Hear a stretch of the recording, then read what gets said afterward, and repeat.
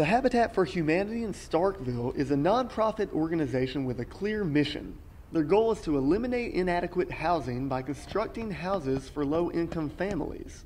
We raise the money through community partners, then we select the families, we build the homes, and then of course they pay us back the cost of the homes. Habitat for Humanity's work is centered on previous studies which prove that adequate housing influences positive families. The organization takes on 3 new housing projects a year. In the fall, they have a Maroon Addition house, which is built almost entirely by Mississippi State students. This spring, they are getting help from a little bit of everyone on 2 houses on Murdoch Street in Sunset Subdivision. Volunteers not only come from the local Starkville area, but even from across the country. We started in early March with our Collegiate Challenge program.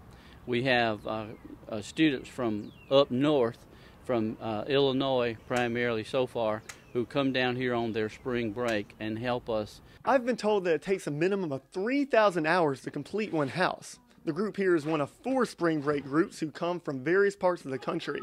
It's because of them that the work gets done that needs to get done. Elmhurst College is one school taking part in the program. Their group came all the way from the outskirts of Chicago, Illinois.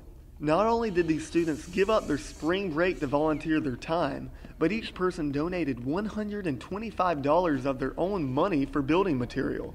There's other people that are worse off than us, obviously, and they need our help more than I need to go to Florida, Mexico. I could just lay around, or I can use some of the skills I know to do something good, swing a hammer for someone else for once. So I figured, let's jump on this trip.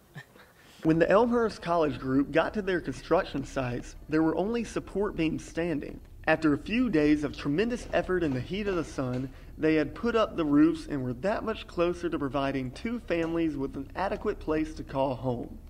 Habitat for Humanity would cease to exist if it weren't for groups like these and help from the local community. The community is everything for us. We can only build homes that we can pay for. And so our community partners help us raise the money to do this. From Starkville, this is Jesse Pope reporting for Take 30 News.